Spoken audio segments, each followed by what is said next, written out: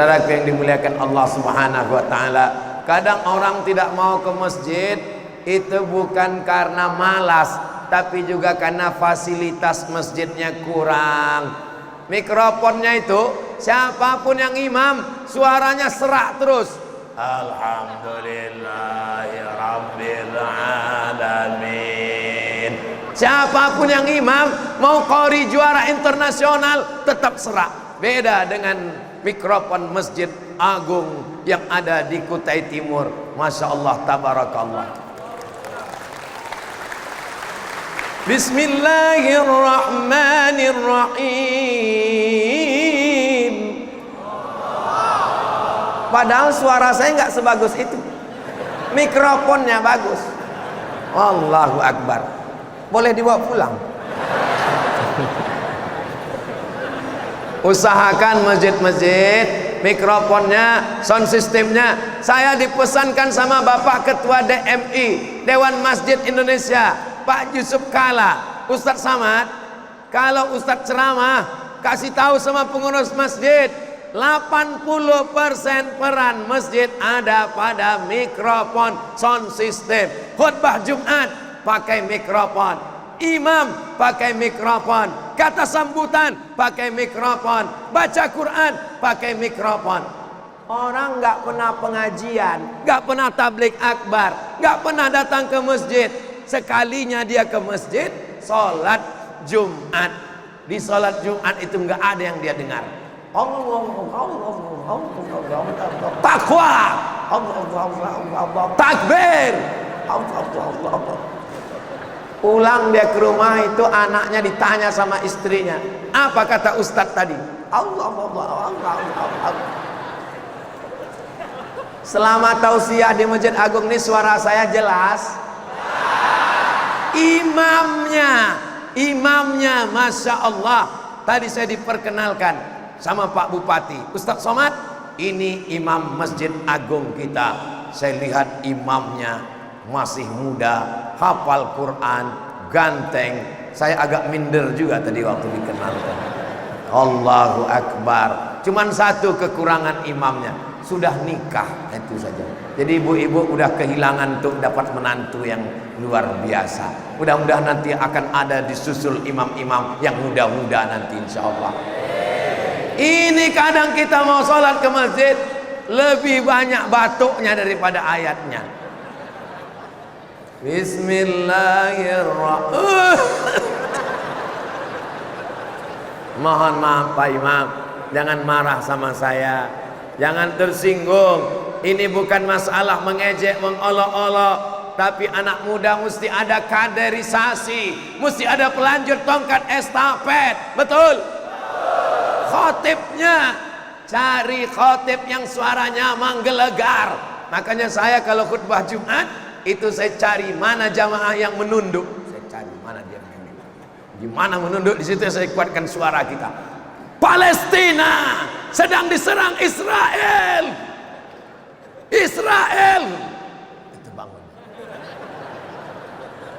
Ada model jamaah ini, dia mulai terbangun kalau khotib sudah mengucapkan barakallahu li wa lakum. Selesai sholat Jumat dia bilang sama kawannya, kenapa singkat sekali khutbah tadi? Saudara yang dimuliakan Allah Subhanahu wa taala, fasilitasnya, AC-nya, ini masjid tidak pakai kipas angin. Ini kadang kita khutbah, kita ceramah, kita tausiah, nggak kedengaran. Kenapa? Kipasnya kanan kiri seperti helikopter.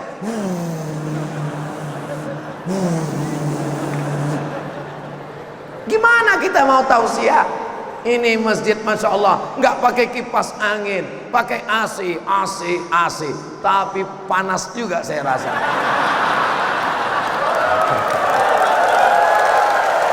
Ini bukan salah masjid, ini bukan salah AC, ini kita ini tidak lagi standar sholat. Kalau standar sholat itu ada sopnya, sop.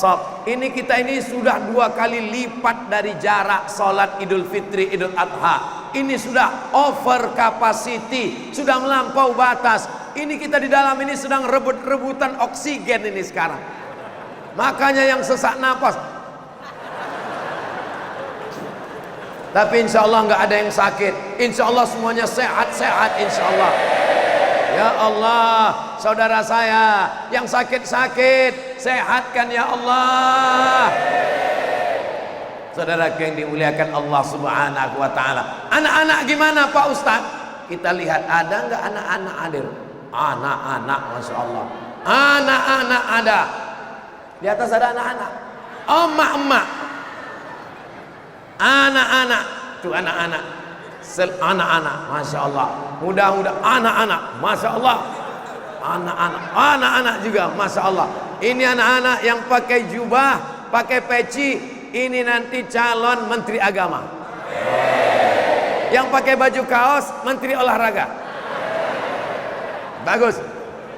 Nanti ketika beliau jadi menteri olahraga, dia adakan lomba futsal sekaligus hafalan juz amma. Sehingga sejalan, badannya sehat, otaknya sehat, hafalannya Quran. Di dalam badan yang sehat terdapat hafalan Quran. Sekarang apa yang terjadi? Di dalam badan yang sehat terdapat otak yang jahat. Kenapa? Karena tidak seimbang antara badan dengan hafalan. Mudah-mudahan anak-anak kita ini semuanya menjadi calon pemimpin masa depan. Saya dengar, nih betul tidaknya wallahu alam, saya dengar dari beberapa orang, kalau sudah jadi bupati di Kutai Timur, itu bisa jadi gubernur kabarnya. Begitu juga dengan anak-anak kita ini nanti, insya Allah ada di antara mereka yang jadi gubernur, ada di antara mereka yang jadi DPD, ada di antara mereka yang jadi presiden. Mereka punya kenangan istimewa tentang kampung halaman mereka. Saat mereka tugas ke Jakarta, ditanya dengan temannya, kamu dari mana? Saya dari Sangatta. Bagaimana di Sangatta waktu kamu kecil? Kami beramai-ramai di tanah lapang. Ada acara apa? Konser dangdut. Tidak begitu dengan Sangatta di tahun 1445. Kamu dari mana? Saya dari Kutai Timur. Di mana? Di Kalimantan Timur. Kotanya apa? Saya dari Sangatta. Bagaimana kenangan kamu masih kecil? Waktu kecil saya dibawa ayah saya di masjid berdesak-desakan, Masjid Agung Al-Faruq namanya. Apa acaranya? Tablik akbar, 12.000 orang. Siapa penceramahnya? Almarhum Abdul Somad. Saat itu mungkin saya sudah mati, tapi mereka akan membuat tablik akbar. Mereka akan menjadi pemimpin. Mereka membangun masjid. Mereka melahirkan penghafal Quran. Amal jariah mengalir untuk kita semua insyaallah. Amin. Allahumma salli ala sayyidina Muhammad wa ashghil zalimin bizalimin wa akhrijna min bainihim salimin wa ala alihi wa sahbihi ajma'in. Sallallahu rabbuna ala nuril mubin Ahmad al-Mustafa sayyidil mursalin wa ala alihi wa sahbihi ajma'in wa ala wa sahbihi ajma'in. Tahun 2023 2024 ini tahun-tahun politik, banyak adu domba, banyak fitnah-fitnah. Jangan termakan fitnah, tetaplah makan jangan makan fitnah. Kita ini bukan baru berdemokrasi. Kita dengan Presiden Insinyur Soekarno demokrasi. Habis Orde Lama naik orde baru Pak Harto, demokrasi. 32 tahun Pak Harto, muncul kemudian reformasi, demokrasi. Kita sudah matang berdemokrasi, kita gunakan hak pilih kita sesuai hati nurani. Betul?